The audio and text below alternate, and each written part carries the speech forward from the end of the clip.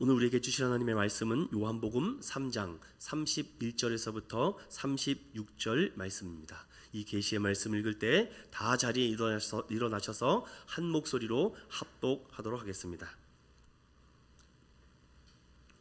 함께 봅니다. 위로부터 오시는 이는 만물 위에 계시고 땅에서 난 이는 땅에 속하여 땅에 속한 것을 말하느니라. 하늘로부터 오시는 이는 만물 위에 계시나니 그가 친히 보고 들은 것을 증언하되 그의 증언을 받은 자가 없도다. 그의 증언을 받는 자는 하나님이 참되시다는 것을 인쳤느니라. 하나님이 보내신 이는 하나님의 말씀을 하나니 이는 하나님이 성령을 한량없이 주심이니라. 아버지께서 아들을 사랑하사 만물을 다 그의 손에 주셨으니 아들을 믿는 자에게는 영생이 있고 아들에게 순종하지 아니하는 자는 영생을 보지 못하고 도리어 하나님의 진노가 그 위에 머물러 있느니라. 아멘.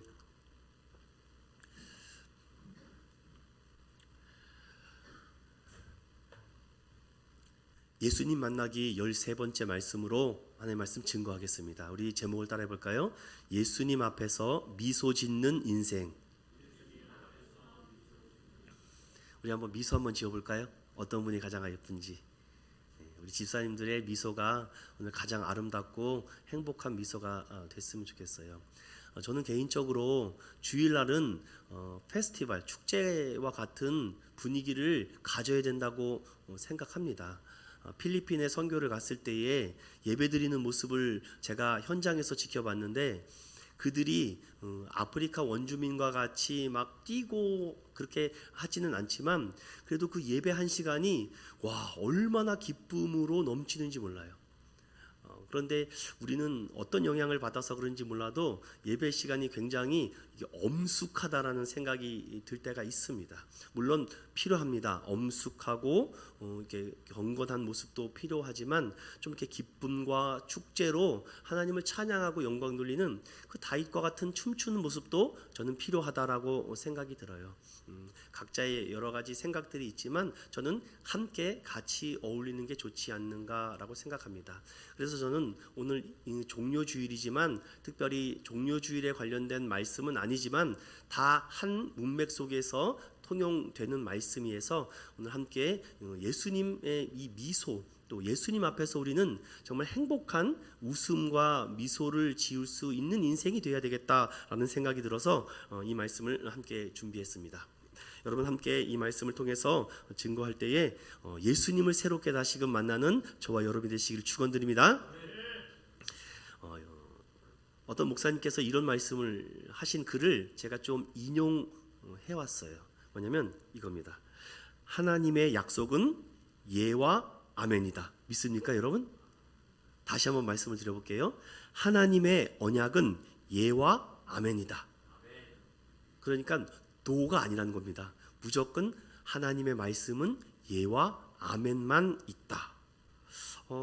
이 말씀이 저에겐 굉장히 큰 은혜가 되었습니다.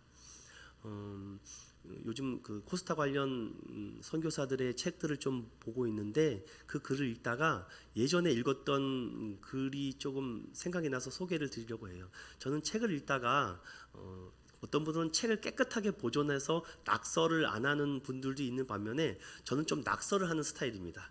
이 책을 막 보다가 너무 좋으면 형광펜으로 막 이렇게 줄을 긋습니다. 그리고 그 안에다가 거기 그분의 이야기를 조금 이렇게 코멘트를 적고 제 생각을 적어요. 그러다 보니까 제 성경책이 온통 형광펜입니다. 온통 형광펜이에요. 그리고 더 그 말이 너무 좋으면 이 포스트잇을 이렇게 해서 거기다가 막 깨알같이 적습니다. 그래서 제 원래 이 성경책이 요거 3분의 2만 했는데 이게 두꺼워졌습니다. 그래서 이 겉에 이 표지도 2번이나 바꿨습니다. 자꾸 이렇게 보다 보니까 성경책이 자꾸 찢어지더라고요. 그런데 이 성경책 아니면 다른 성경책은 못 보겠습니다. 그래서 이 성경책을 통해서 하나님의 은혜를 좀 많이 경험하고 체험하는 것 같아요. 그런 코스타 관련 책 그 선교사님들의 글을 읽는데 이런 글이 눈에 쏙 들어왔습니다. 제가 읽어드릴게요. 잘 들어보십시오. 하나님은 상대 평가하지 않는다. 하나님은 절대 평가를 하신다. 맡긴 돈과 남긴 돈의 차이가 있어도 하나님은 동일하시다. 하나님의 평가는 냉혹하다. 마지막 날 하나님의 평가 앞에 예외와 열애는 한 사람도 없다. 그럼 누가 마지막에 행복한 미소를 지을까? 이 말씀이 저에게 탁 다가왔습니다. 맞습니다, 여러분. 구원은요, 상대평가가 아닙니다. 내가 쟤보다 더 잘 믿는다고 해서 구원받는 게 아니라 절대평가입니다.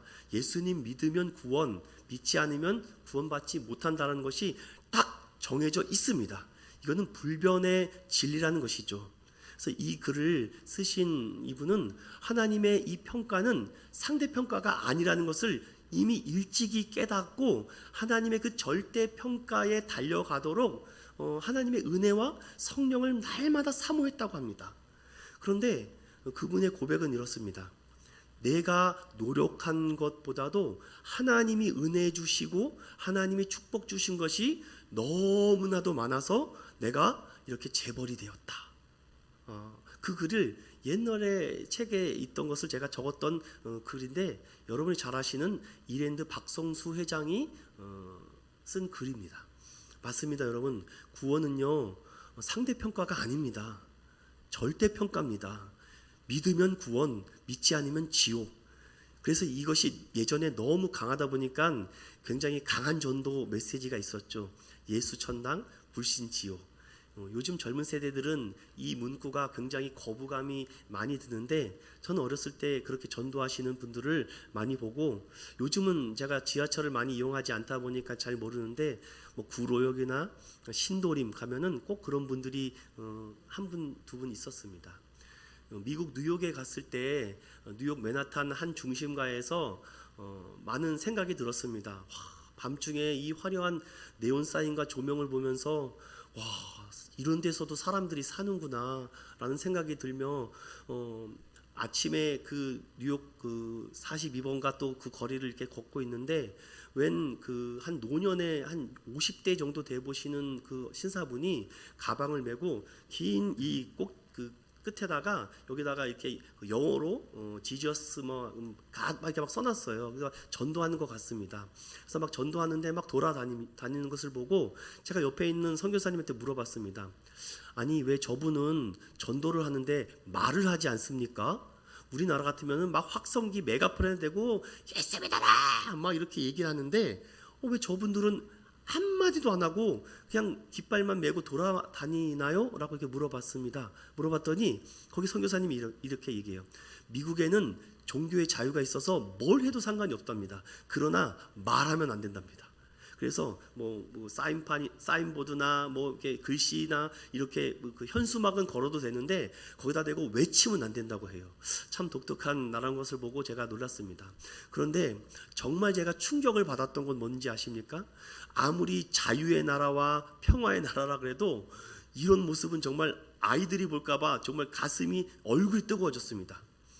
그 부를 상징하는 거기에 그 뉴욕에 황소가 있거든요. 황소가 있는데 그 커다란 동상 황소가 있습니다. 이모 큰 황소가. 근데 거기에 사람들이 엄청나게 줄이 서 있습니다. 그래서 제가 선교사님한테 아니 저 사람들은 왜 저렇게 줄에 서 있습니까? 라고 물었더니 부자 되려고 저렇게 서 있는 거라고. 그럼 어떻게 부자가 되는 겁니까? 라고 물어보니까 황소의 거시기를 만지면은 부자가 되는 것이라고. 그러면서 참 제가 표현을 못 하겠습니다. 그러면서 거기서 그걸 만지려고 엄청나게 줄이 서 있는 것을 보고 야, 미국이라는 나라가 말씀 위에 세워진 나라인데 어떻게 이렇게 타락하고 부패할 수가 있을까? 그런데 제가 버스를 타고 지나가다가 더 놀란 사실은 무엇인지 아십니까? 선교사님이 저한테 그래. 목사님 저거 빨리 보시라고. 뭡니까? 그러니까 진짜 더 낯뜨거워서. 그런데도 그들은 부끄러움이 없는 것 같아요. 여성분들이 옷을 다 벗고 몸에다가 바디 페인팅을 해가지고서는 그걸 가지고 사진을 찍잖아요. 그러면 $5씩 받는다고 합니다. 어떤 사람은 $10. 그것을 보면서 참 우리나라도 지금 저렇게 변해가고 있는 모습을 보면서 머지않았구나라는 생각이 들면서 미소가 안 지어집니다. 굉장히 답답함이 계속 오고 자꾸 기도가 나옵니다. 하나님 어떻게 됩니까? 우리나라도 저렇게 닮아가면 어떡합니까? 주님 앞에서 정말 행복한 미소를 지어야 되는데 씁쓸한 미소를 지을까 봐 너무 마음이 슬펐습니다. 그런데 참 여러 생각이 드는데 여러분에게 이 얘기를 좀 드려보고 싶습니다. 존 메이스필드라는 사람이 이런 글을 남겼는데요. 이 인생에서는 마지막에 웃는 자가 가장 오래 웃는 자다라는 글을 남겼습니다. 그래서 이 글을 보면서 미국의 역사를 다시금 제가 좀 공부를 하게 되는 시간이 되었는데 여러분들이 아마 몇 가지만 좀 소개해주면은 미국에 대해서 조금 다른 생각이 들지 않을까. 사람들이 미국을 우습게 봅니다. 미국 사람들을 가볍게 보죠. 저 사람들 정말 성문란하고 부정하고 정말 타락한 나라라고 우습게 봅니다. 근데 잘 알다시피 미국이란 나라가 영국에서 쪼개진 청교도들을 위해서 세워진 나라가 아닙니까? 당시 영국은 전 세계를 지배하는 나라였고 하지만 당시 영국의 왕이었던 조지 3세가 미국은 성공하지 못할 거라고 얘기했습니다. 그런데 여러분 아십니까? 영국이 전쟁하는 그 찰나에 미국은 엄청나게 부강하고 군사력과 경제력이 강한 나라가 되었죠. 또 일본이라는 나라는 어떻습니까? 제국주의로 미국을 깔봤다가 원폭 한 방 맞고 완전히 두 손 바짝 들지 않았습니까? 독일의 히틀러는 어떻습니까? 2차 세계대전을 승리로 이끌 줄 알았는데 미국이 참전하면서 2차 세계대전은 패전으로 끝났습니다. 그런데 하나가 더 있더라고요. 역사를 제가 공부하다 보니까 서두에 제가 좀 이런 말씀을 드리는 것은 오늘의 말씀에 다 아시는 말씀이기 때문이기도 합니다. 중국 우한에서 코로나가 시작되었죠. 벌써 2년이 넘어가고 3년이 다 돼가고 있습니다. 미국을 강타하면서도 많은 사람들이 백신에 의존도가 높아져가 있는데 여러분 지금 전 세계에서 가장 많이 맞는 백신이 크게 두 가지가 있습니다. 바로 화이자 백신과 모더나 백신이죠. 제가 아는 권사님 딸분이 이 화이자 제약회사에 입사를 했는데 거기에서 이제 여러 얘기를 제가 들려줍니다. 근데 여러분 아십니까? 이 한국을 비롯한 많은 나라들이 미국을 무시했습니다. 그런데 여러분 이 사실이 너무 놀라운 것인데 1년도 안 돼서 백신을 만든 나라가 미국입니다. 전 세계가 지금 뭐 다 백신 만든다고 하는데 FDA 승인을 받지 못하면 절대로 맞을 수 없죠. 뭐 어르신들이 만든 아스트라제네카 같은 경우는 영국이 만든 다국적 제약회사에서 만든 것입니다. 전 세계가 미국이 만든 이 백신 화이자와 모더나를 절대적으로 의존하고 있습니다. 미국을 깔봤죠. 무시했죠. 그런데 95%의 효능을 갖고 있는 백신은 이 두 가지밖에 없다고 합니다. 물론 뭐 노바 백신과 얀센도 있다고 하지만 전 세계가 지금 미국이 만든 이 백신을 주지 않으면 살 수 없을 정도로. 여러분 누가 마지막에 웃은 것 같습니까? 결국은 미국이 또 웃은 것입니다. 다 미국을 깔보고 웃었지만 저는 이 말씀을 준비하면서 많은 생각이 들었습니다. 그러다가 요즘 조금 흥미롭게 보고 있는 한 드라마가 하나가 있는데요. 파친코라는 드라마입니다. 파친코라는 드라마를 제가 뭐 다 소개해 드리려는 것은 아니고 그 책을 보면은 1권, 2권으로 되어 있거든요. 근데 그 책을 처음에 넘겨본 첫 페이지입니다.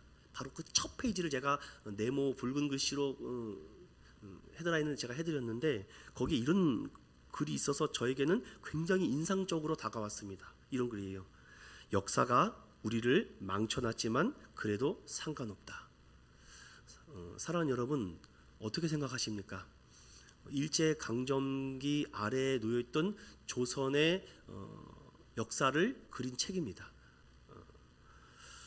나라를 잃어버린 조선의 뼈아프고 가슴서리며 처절하고 애처로운 대한민국의 역사 속에 한 강인한 여성의 삶을 조명한 책이 파친코. 도박이죠. 이거 도박하는 일본의 그거 아닙니까? 그런데 이 작가가 처음에 시작하는 문구가 뭐냐면 역사가 우리를 망쳐놨다. 그래도 상관없다.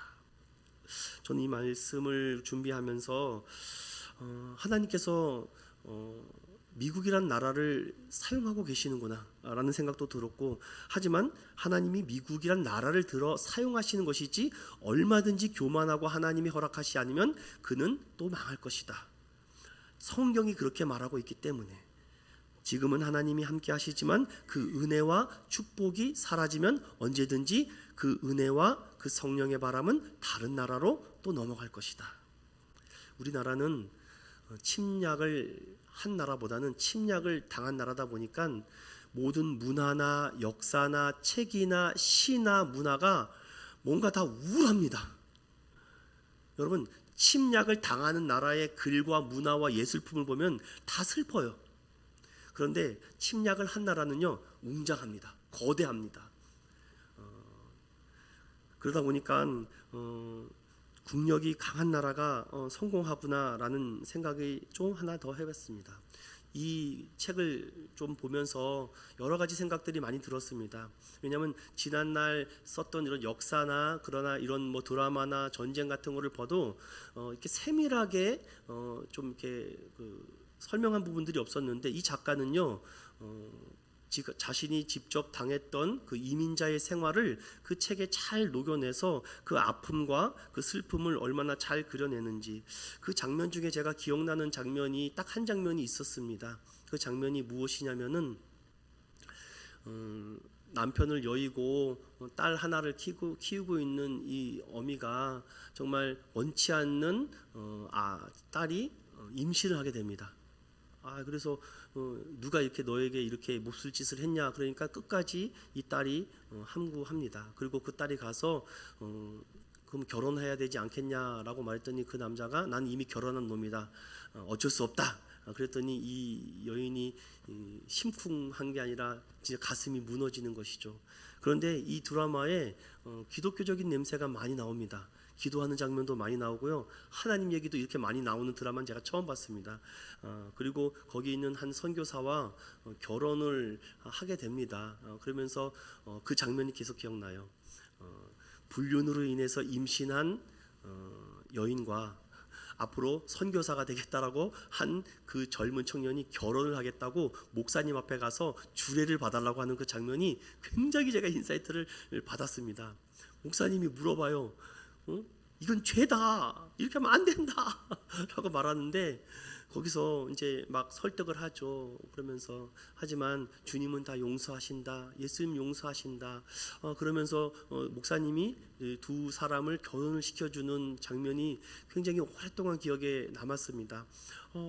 그 안에서 우리는 정말 이것을 행복한 삶이라고 말할 수 있을까, 아니면 비극적인 삶이라고 말할 수 있을까? 여러분도 한번 스스로 판단을 해 보십시오. 저는 오늘 이 말씀 속에서 인생을 도박처럼 살아가는 사람들이 있습니다. 아니, 예측할 수 없는 큰 판에 왜 인생을 걸면서 살아갑니까? 우리 인생을 도박처럼 살아가는 것만큼 무모한 인생은 없습니다. 그런 인생은 장래가 훤히 보이기 때문이죠. 그리스도인들은 도박에 몸을 던지는 인생이 아닙니다. 이미 죄와 사망과 죽음의 권세를 이기신 예수 그리스도의 십자가 보혈의 능력으로 살아가는 저와 여러분 되시길 축원드립니다. 오늘의 말씀은요, 다른 말씀이 아닙니다. 세례자 요한은 지난 시간에 예수님만이 흥해야 되고 나는 쇠하여야 되겠다, 무대의 주인공이 이제 바뀌었으니 나는 이제 사라져야 된다, 이 말을 합니다. 하지만 이 말을 함에도 불구하고 그 주변에 요한을 따르는 사람들은 받아들이고 싶지 않고 수용이 안 되고 납득이 안 되는 것입니다. 요한만이 이 사실을 말하고 있지만 많은 다른 사람들은 그것에 대해서 받아들이는 게 너무 힘들죠. 여러분, 저는 이 말씀을 여러분들에게 왜 드리냐면, 우리가 인생을 살아가다 보면은 정말 받아들이기 어려운 일들이 있습니다. 어떻게 그런 일을 할 수가 있어? 이거는 윤리적 도덕적으로 말이 안 되는 일이야. 이거는 하나님 앞에 범죄야 라고, 이런 불가능하고 말이 안 되는 비상식적인 일 때문에 신앙을 놓쳐버리는 분들이 있습니다. 제가 신대원 다닐 때 한 목사님이 체포를 인도했는데 그런 얘기를 합니다. 여러분들 생각해 보십시오. 청소년부를 담당하고 있는데 15살 된 소녀가 목사님께 찾아와서 눈물을 흘리면서 막 통곡을 합니다. 무슨 일이니? 라고 말했더니 말을 못해요. 그랬더니 다시 집으로 가더랍니다. 그래서 걱정이 되고 무슨 일일까? 무슨 뭐 엄마 아빠가 싸웠나? 그랬더니 몇 시간 지나고 나서 엄마의 손을 잡고 그 딸이 다시 막 목사님을 찾아오면서 막 엄마는 벌써 얼굴이 막 불꽃이 피어나고 있고 이 소녀는 얼마나 많이 울었는지 벌써 눈이 막 뚱뚱 부었습니다. 그랬더니 다짜고짜 목사님 앞에 와서 이 어머니가 막 뭐라 그럴까요? 뭐 대항한다고 할까요? 이런 얘기합니다. 목사님, 우리 딸이 지금 임신했다고, 15살이라고 어떻게 해야 되냐고, 목사님 빨리 판단을 내려달라고. 그러니까 목사님이 당황을 한 거죠. 이걸 어떻게 해야 될까? 그랬더니 목사님이 빨리 결단을 내려줘야지 내가 일을 진행하겠다는 겁니다. 그 얘기를 이렇게 제가 듣고 많은 신대원생들이 이렇게 들면서 호불호가 많이 갈렸었습니다. 여러분도 한번 생각해 보세요. 그 목사님이 이 상황을 어떻게 될지 막 고민됐습니다. 이제 15살입니다. 중학교 이제 뭐 2학년입니다. 근데 어떻게 하다가 임신을 하게 됐죠. 이러다가 사생아를 낳아야 되는지. 그랬더니 엄마는 절대 반대. 어떻게든지 안 된다는 것입니다. 그러면서 얘기를 하죠. 목사님 어떻게 됩니까? 그러니까 자꾸 목사님이 결정하기로 이 요구를 하는 것입니다. 그래서 목사님이 뭐 기도를 하고 고민을 하다가 결론을 내렸다고 합니다. 그러면은 지웁시다. 이렇게 결론을 내렸다고 합니다. 그래서 산부인과에 가서 애를 지웠다고 이렇게 얘기를 하는데 그 얘기가 딱 떨어지자마자 그 신대원생에서 막 난리가 난 거예요. 막 여기서 수근수근 막 목사님께서 어떻게 생명을 지우라고 하실 수 있느냐라는 이 절반의 파와, 그리고 그 소녀가 앞으로 미래가 아직 꿈도 아직도 인생도 펴보지 않았는데 15살 때 내가 출산을 해버리면 그 인생은 이제 어떻게 할 거냐, 그리고 사생하고 아빠도 없이 어떻게 미혼모로 키울 수가 있겠느냐, 이 파가 두 개가 달렸습니다. 그래서 이 문제를 가지고 엄청나게 신학적 논쟁이 막 벌어집니다. 맞다, 아니다, 하나님이 허락 안 한다, 하나님이 허락한다. 여러분 어떻게 하시겠습니까? 그런 말도 안 되는, 아니 이렇게 인간이 살아가다 보면은 정말 이런 일들이 비일비재하게 일어날 때, 이런 논쟁이 부딪혔을 때 어떻게 판단하고 결론을 내려야 될까요?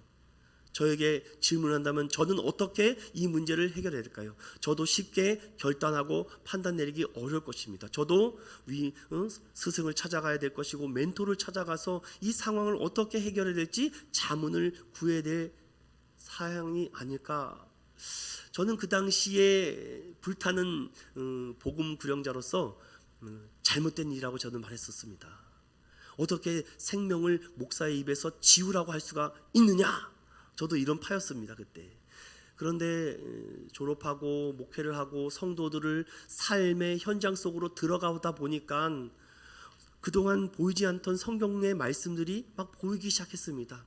성경에는 예수님께서 간음하다가 현장에 잡힌 여인들을 용서해 주시고 사랑해 주시고, 나병 환자, 중풍병자, 병든 사람을 치료해 주시고 회복해 주시고, 그들은 죄인을 찾아가서 같이 식사를 하셨는데 나는 지금 딱 그들을 정죄하고 있어서 너는 안 돼, 너는 죄인이야 라고 이렇게 쾅 하고 못 받고 있진 않았는가? 내가 정말 생명을 사랑하고 생명을 구원하려고 하고 있는가?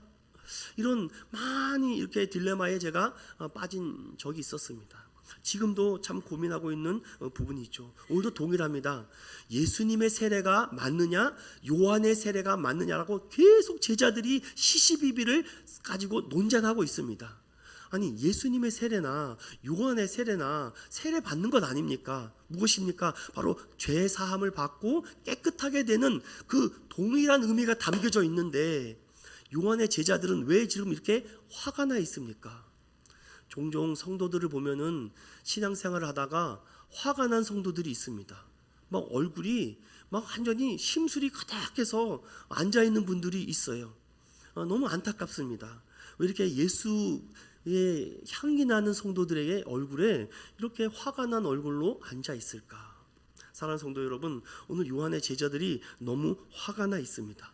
그래서 이 요한은요, 그 제자들을 진정시켜야 됩니다. 그 진정시키는 말이 오늘 31절에서부터 33절인데, 우리 다시 한번 이 요한이 어떻게 그들을 진정시키는지 그 말씀을 다시 한번 읽어보겠습니다. 시작.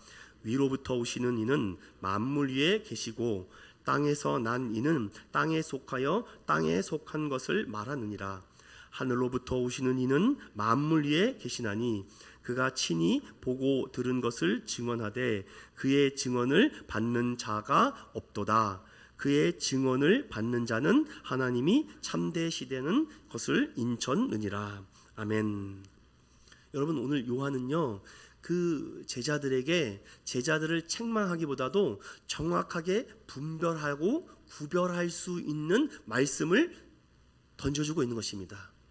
제자들아, 잘 생각해봐. 나는 하늘로부터 온 사람이 아니잖아. 나는 땅에서 온 사람이야. 그러니 땅에서 온 사람은 땅에 속한 것만 말할 수밖에 없어. 내가 아는 것이 한계가 있어. 나는 뛰어넘거나 초월하지 못한다. 그런데 위에서 오신 분, 하늘로부터 오시는 분은 만물 위에 계시기 때문에 그가 보고 들은 것을 마음껏 말할 수 있지 않겠느냐. 제자들아, 그러면 지금 누구에게로 가는 것이 맞다라고 생각하느냐? 나에게냐? 아니면 예수님에게로냐? 당연히 그 얘기를 듣자 예수님에게로 가는 것이 맞지 않습니까? 사랑하는 여러분, 오늘 이 세례자 요한은요 바로 나는 주님의 오실 길을 예비하는 사운드, 소리일 뿐이다. 나는 그 하나님의 계획과 섭리 속에서 맡겨진 한 부분을 감당할 뿐이다. 그러니 절대로 그들에게 대해서 시기하거나 질투하거나 미워하지 말아라. 하나님의 말씀 그대로 오실 이가 오신 것이고 그가 오셔서 하실 일을 한 것뿐이다 라고 말합니다. 그러니까 요한은 절대로 교만한 말을 할 수 없습니다. 그리고 그 앞에 제자들에게 거짓말을 할 수도 없습니다. 왜냐? 자신은 메시아도 구원자도 아니기 때문입니다. 자신의 한계를 알고 자신이 주어진 그 소임을 감당하는 것이죠. 자신에게 주어진 그 역할을 감당할 뿐이다. 앞으로 오실 그분이 내가 주는 세례는 물세례지만 그는 물과 성령으로 거듭나게 하여 하나님 나라를 보게 하실 유일하신 분이다. 그분을 통해서만 죄사함과 깨끗함을 받을 수 있다라는 것이죠. 세례자 요한은요 이 사실을 알았습니다. 그래서 예수님만 보면은 흐뭇한 미소가 지어지죠. 주님 오실 길 제가 잘 예비했죠. 주님 오실 길을 잘 준비했죠. 예수님이 잘하였다다. 착하고 충성된 종이다 라고 말하지 않겠습니까? 제가 이 말씀을 준비하다가 유기성 목사님의 책과 영상을 보게 되는데 저에게 참 도전이 되고 은혜가 되는 말씀이었습니다. 이런 글입니다. 소위 성공적 목회를 하려면 설교를 잘해야 한다고 들었다고 합니다. 교회가 커지고 사람들이 많이 모이게 하려면 목회자가 탁월한 설교 능력을 가져야 한다. 그래서 설교를 잘한다는 사람들의 설교와 책을 마음껏 듣고 그대로 따라했다고 합니다. 그래서 설교가 약하면 교회가 성장하지 못하고 그 교회가 부흥하지 못한다는 것은 그 교회 목사님의 설교가 약하기 때문이야 라고 우리가 은연중에 그렇게 생각하고 있다고 합니다. 그런데 현재 실제적으로 나타나는 현실을 보면은 설교를 잘하는 목사들이 교회가 크고 잘 되고 있다고 합니다. 그래서 자신도 설교를 잘해야 되겠다고 유기성 목사님이 생각을 하면서 매일 설교의 준비에 온 마음과 신경을 걸었다고 하죠. 그런데 어느 날 설교를 준비하는데 이런 생각이 들었다고 합니다.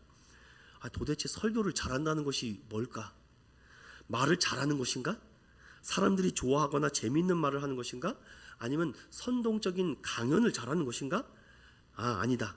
남들이 모르는 어떤 정보나 지식을 잘 전달하면은 사람들이 좋아할 거야.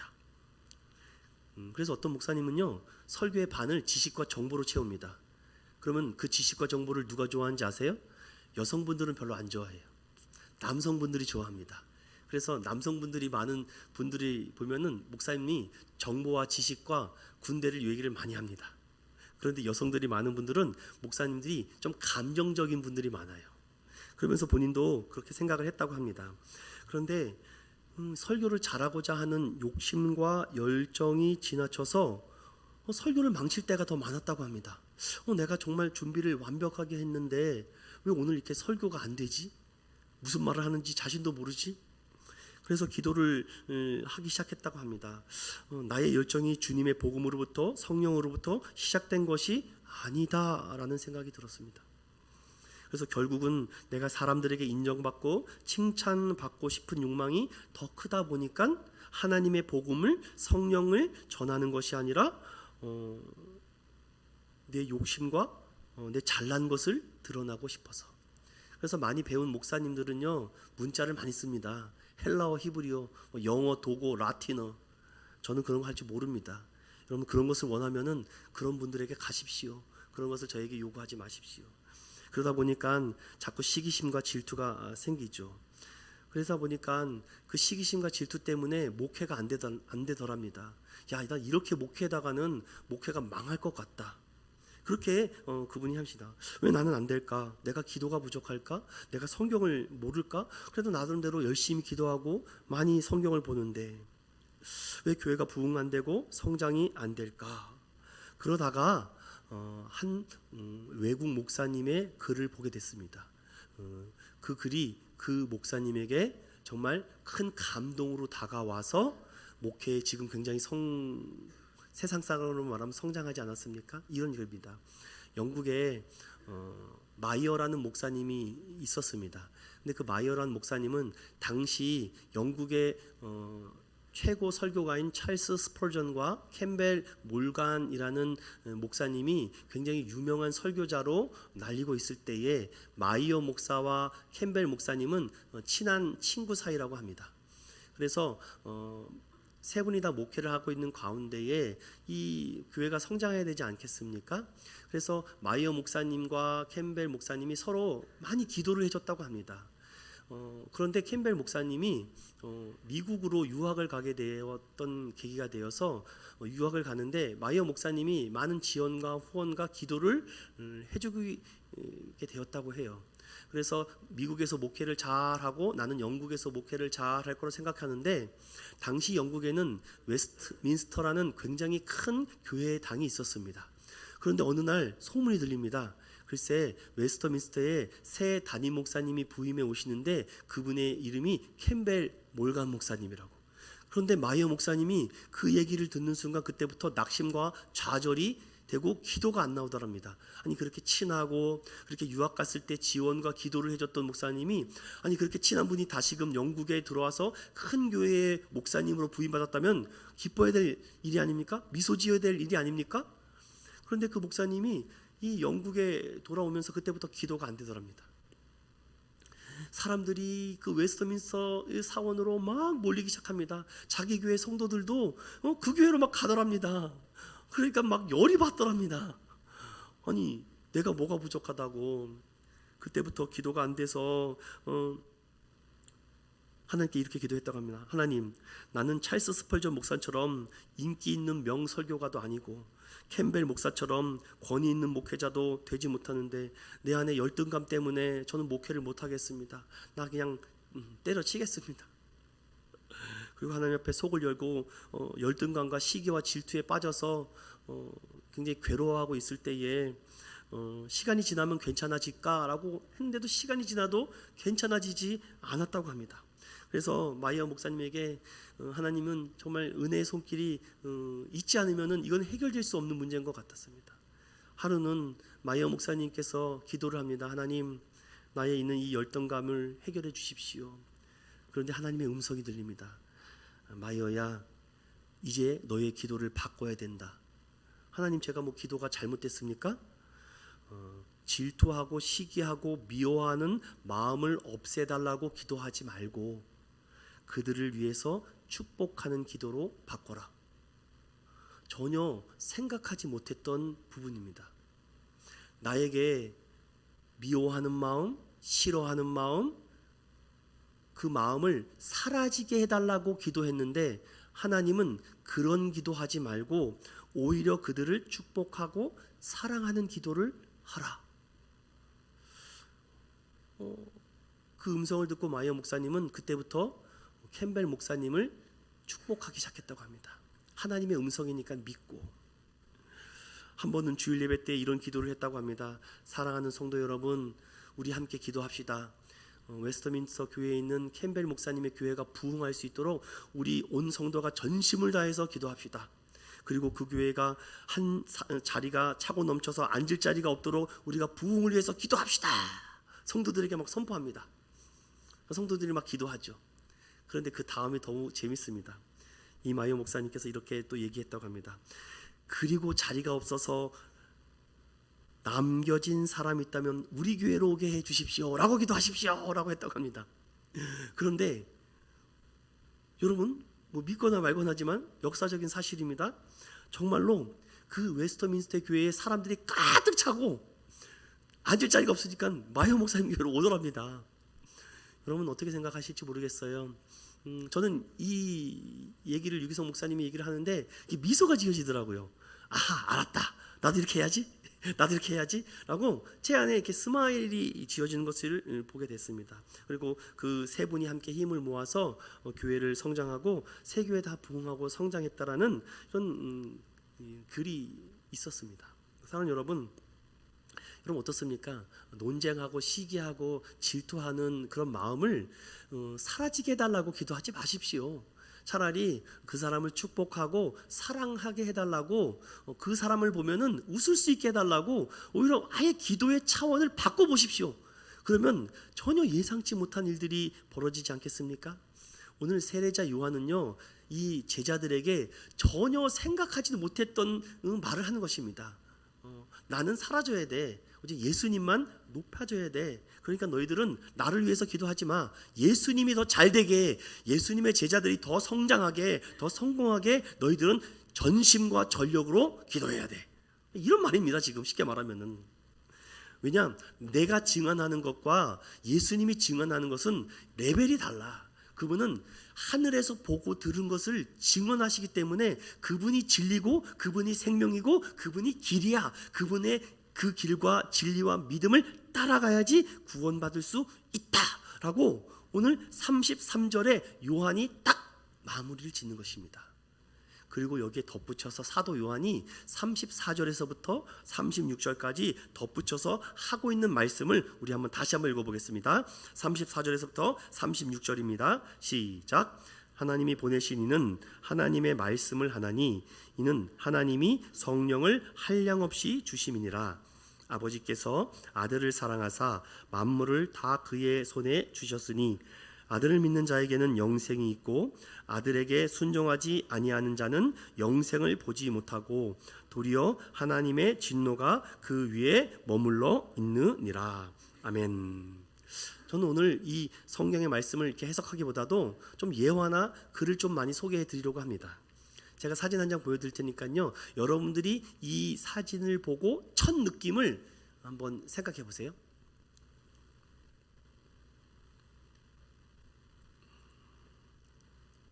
저는 이 그림을 딱 보는 순간 너무 숨이 막혔습니다. 왜 이렇게 그림 하나에 빼곡하게 사람들의 얼굴로 가득 채워놨을까? 근데 여러분 사람들의 얼굴의 표정을 한번 유심히 살펴보십시오. 그 중에 가운데 제가 점선으로 표시해 놓은 예수님의 표정과 그 외에 다른 사람, 그리고 거기 성녀 베로니카가 있는데 그 베로니카의 얼굴도 한번 보시고 그 표정을 보시니까 어떤 생각이 드십니까? 이 그림을 그린 히레로니무스 보스라는 사람은 1516년에 종교개혁이 일어났을 때에 이 그림을 그렸는데 십자가를 지고 가는 그리스도를 지었습니다. 당시 이 그림 안에 폭력과 죄악이 난무하는 세상을 표현하고 있고 어리석고 악한 죄인들의 모습으로 가득 얼굴로 채워나고 있는데 예수님의 표정은 어떻습니까? 굉장히 뭔가 온화하고 뭔가 이렇게 편안한 모습으로 보이지 않습니까? 죽음 가운데서도 내가 다시 승리하겠다라는 것을 이 그림 한 장으로 잘 표현해주고 있는 것 같습니다. 그런데 예수님을 제외한 다른 사람들의 얼굴의 표현은 어떻습니까? 그 영혼을 더럽히는 분노와 격정의 얼굴들로 가득 찹니다.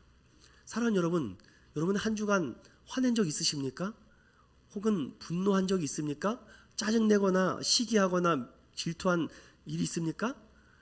여러분 그 모습 때문에 누군가가 실망한다면, 그 얼굴의 표정 때문에 누군가가 은혜를 잃어버린다면 어떡하시겠습니까? 험악한 인물들의 눈을 보시면요, 눈알이 튀어나올 것 같습니다. 금방이라도 잡아먹을 듯한 아주 거칠고 흉한 얼굴들을 하고 있습니다. 하지만 예수님은 잔잔한 미소를 띄우는 것 같습니다. 죄악의 눈이 먼 인류의 한 극단적인 표현을 이 그림 한 장으로 보여주고 있는 것 같습니다. 결국은 예수님을 십자가에 잡아 죽이게 한 것은 그들의 분노와 격정들 때문에 예수님이 십자가에 달려 돌아가셨습니다. 요한은 지금 무슨 말을 하고 있습니까? 너희들이 아무리 분노하고, 너희들이 아무리 시기하고 미워하고 질투하고 화낸다고 해도 그게 해결해 주는 것이 아니야. 여러분, 부모 자녀지간에도요, 이 말씨름 해봤자 좋을 거 없습니다. 부부지간에도요, 말다툼 해봤자 결국은 서로 감정만 상합니다. 서로에 대한 신뢰가 자꾸 무너집니다. 그럴 때는요, 차라리 말을 안 하는 게 더 좋습니다. 그래서 예수님께서는요, 골고다로 올라가시는 그 십자가의 그 걸음걸음마다 입을 열지 않았습니다. 언제 입을 여셨습니까? 십자가 상에서 입을 열었습니다. 꼭 도수장에 끌려가는 어린 양과 같이. 세례자 요한은요, 오늘 이렇게 말합니다. 하나님이 보내신 이는 하나님의 말씀을 한다고. 그래서 예수님은 하나님의 말씀을 하시는 것입니다. 하나님의 말씀은 하나님의 성령을 무한대로 제한 없이 부어주셨기 때문이죠. 세례 요한은요, 나는 그런 능력이 없다라는 것입니다. 내가 너희들에게 아무리 좋은 미사 요구를 날린다고 해도 너희들의 마음에 진정한 빛과 기쁨을 줄 수 없다.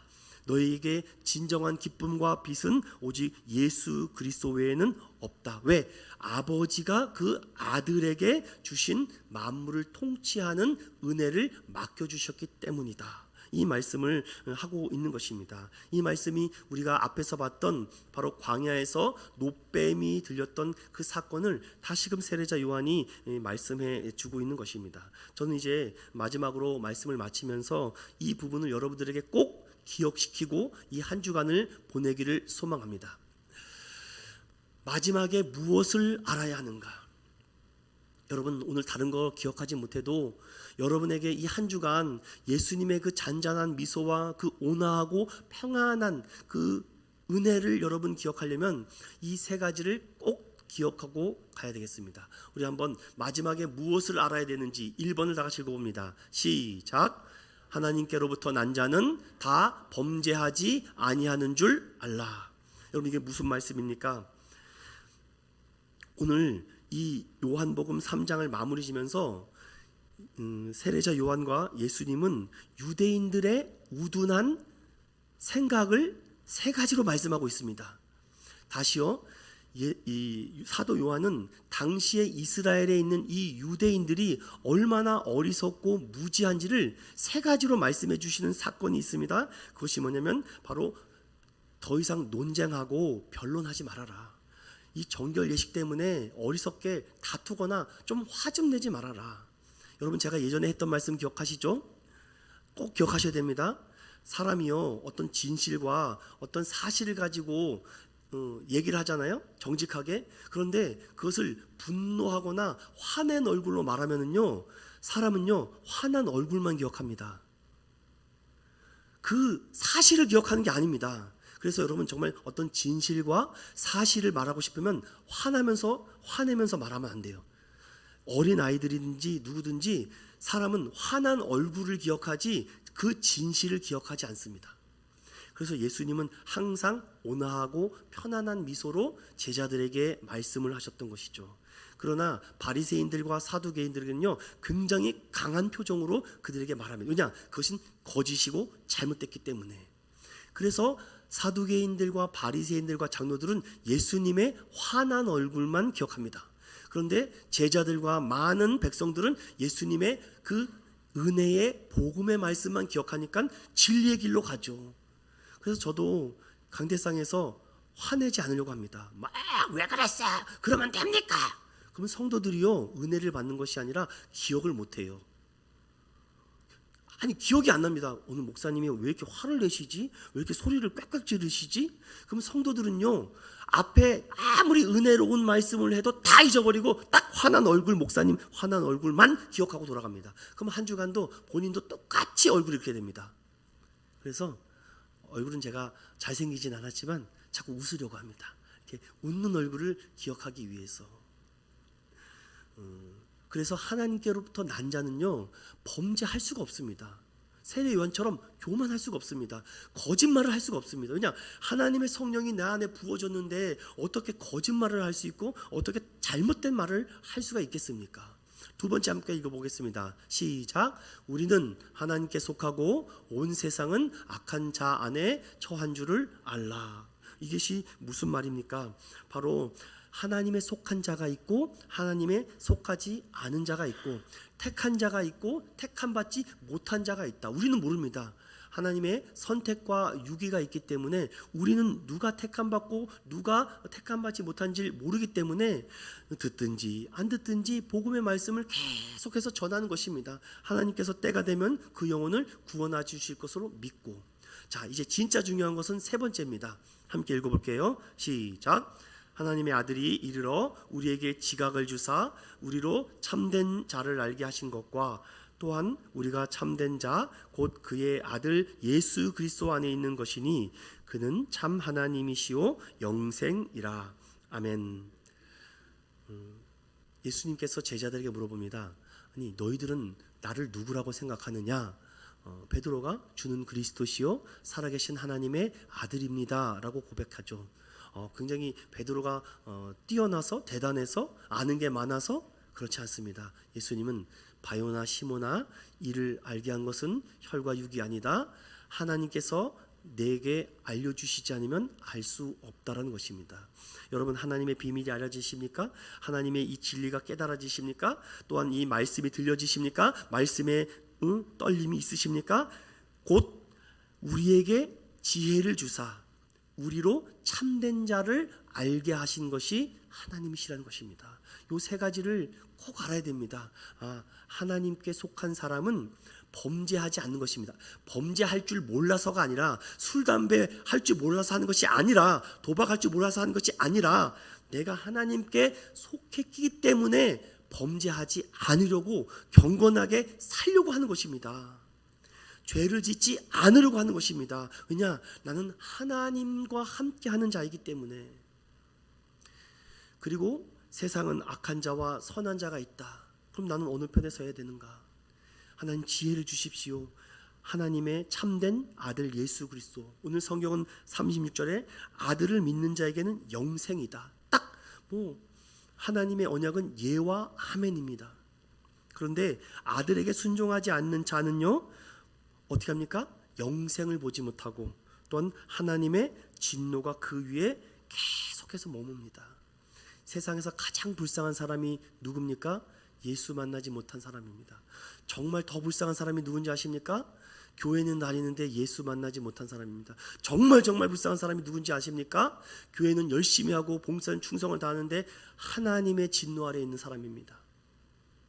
사랑하는 믿음의 성도 여러분, 그러면 미소 지으면서 예수님 앞에 나아갈 수 없습니다. 그리스도인이 무엇보다도 확신할 부분이 있습니다. 우리 아멘으로 합시다. 영생에 대한 확신을 가지시길 축원합니다. 기도응답에 확신을 가지시길 축원합니다.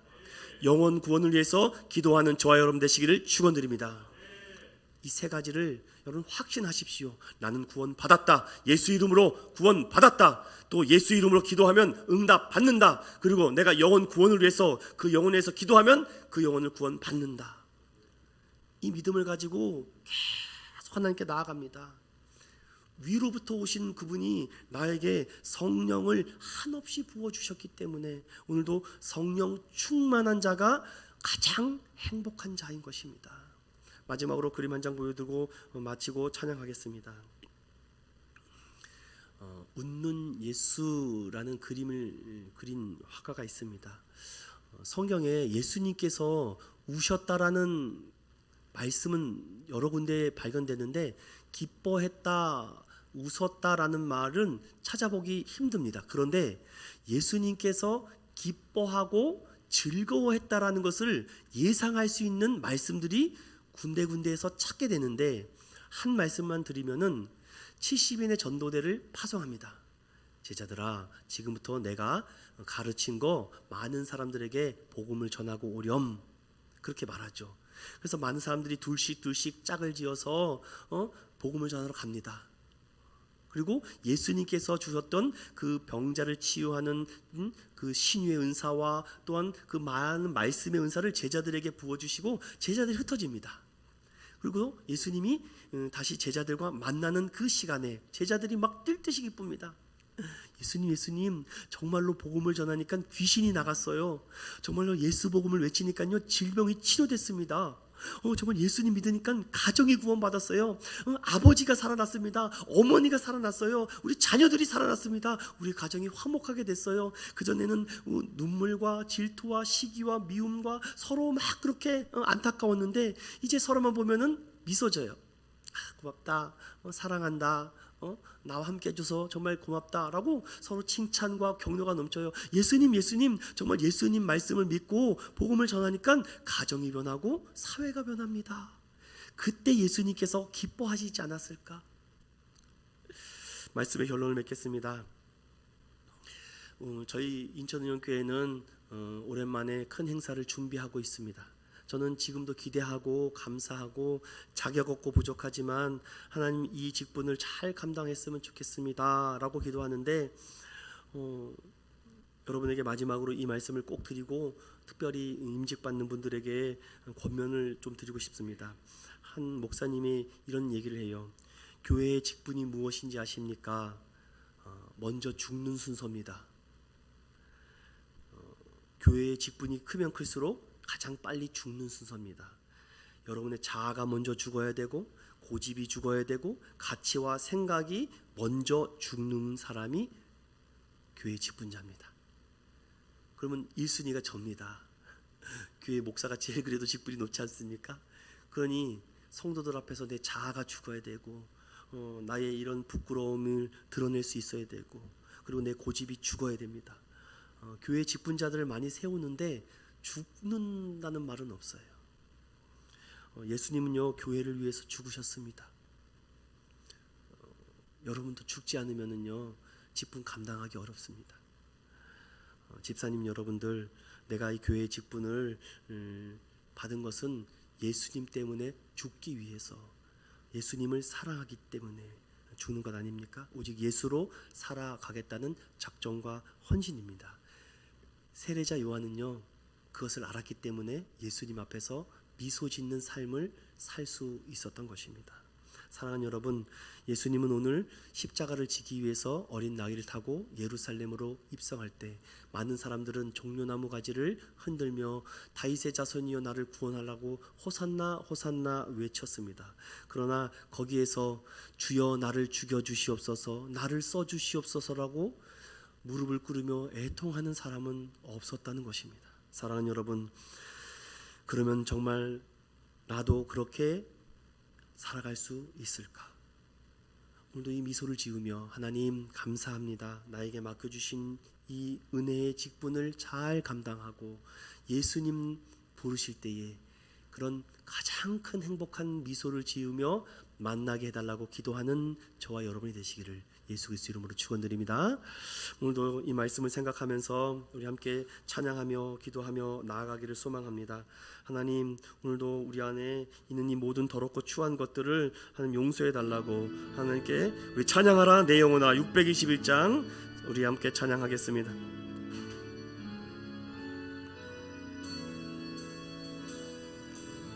찬양하라 찬양하라 내 영혼아 찬양하라 내 영혼아 온 마음과 정성 다하여 주 찬양하라 경배하라 경배하라 내 영혼아 경배하라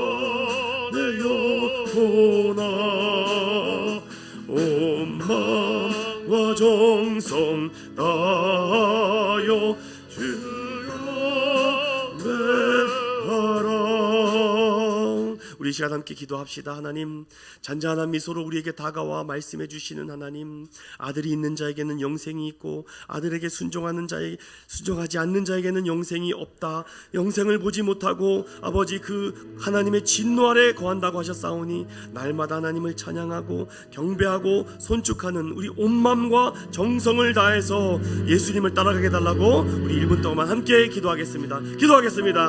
거룩하신 하나님 감사합니다. 오늘도 크신 은혜를 더하여 주시고 말씀하여 주시니 감사합니다. 오늘도 나의 나 된 것은 하나님의 은혜로 되었다고 하였습니다. 나에게 주신 이 사명과 직분이 무엇입니까? 오늘도 예수 그리스도 이름 앞에 먼저 내 자아가 죽고 내 고집이 죽고 내 가치가 죽고 내 생각이 죽고 오직 예수로 살아가겠다고 작정하고 헌신하는 것입니다. 예수님은 이 교회를 세우기 위해서, 영혼을 구원하기 위해서, 아버지 죄인들을 위해서 십자가를 지고 피 흘려 돌아가셨습니다. 주여, 우리가 죽어야 됩니다. 내가 죽지 않으면 교회가 살아갈 수 없사오니 예수 그리스도의 이름만이 높임 받기를 원합니다. 주여, 오늘도 우리에게 주어진 수많은 기회와 은혜를 놓치지 않도록 주여 도와주시옵소서. 그 은혜를 붙잡기를 소망합니다. 주님 앞에 설 때 행복한 미소를 짓는 신실한 믿음의 종들 되게 하여 주시옵소서. 주여, 오늘도 주님이 호산나 호산나 외쳤던 것 같이 주여, 우리를 불쌍히 여겨주시고 하나님의 은혜로 나아갈 수 있도록 도와주시옵소서. 외식과 위선의 모습을 버려주게 하여 주시옵시고 오직 시기와 미워하고 질투하는 모든 것들이 사라지도록 하나님 도와주시옵소서. 오직 예수 그리스도의 징언을 받으며 나아갈 수 있도록 행복한 미소와 진정한 기쁨을 맛보게 하여 주시옵소서. 거룩하신 하나님 감사합니다. 오늘도 우리가 외형에만 마음에 두고 형식적인 신앙생활을 하고 있진 않는지 하나님 불쌍히 여겨주시옵시고, 보이는 현재만을 바라보지 말고 보이지 않는 영원한 세계에 눈을 뜰 수 있도록 주여 성령을 부어 주시옵소서. 주여, 예수 그리스도를 시기하고 미워하고 질투했습니다. 교회가 교회를 미워하고 성도가 성도를 사랑하지 못했습니다. 하나님 용서하여 주시옵시고 예수님의 그 사랑과 은혜를 우리가 깨달아 알아갈 수 있도록 주님 함께하여 주시옵소서. 예수님의 말씀을 믿지 못하고 우상 숭배하고 불신했던 지난날의 우리의 모습을 용서하여 주시옵시고 우리의 신앙 상태가 불신으로 나아가지 않도록 하나님 지켜 주시옵소서. 날마다 회개에 합당한 열매를 맺으며 예수님 앞에서 진정한 기쁨을 맛보며 마지막에 진정으로 미소 짓고 웃는 인생들 되게 하여 주시옵소서. 거룩하신 하나님, 영생에 대한 확신을 더하여 주시옵소서. 오직 예수님을 믿으면 천국에 간다라는 확실한 믿음을 부어 주시옵소서. 기도 응답에 대한 확신을 더하여 주시고 예수 이름으로 구하면 응답하신다라는 믿음을 더하여 주시옵소서. 영혼 구원을 위해서 날마다 애통하며 기도할 때에 믿음으로 의롭다라는 칭함을 받을 수 있도록 주님 함께하여 주시옵소서. 감사드리며 거룩하신 예수님의 이름으로 기도드리옵나이다. 아멘.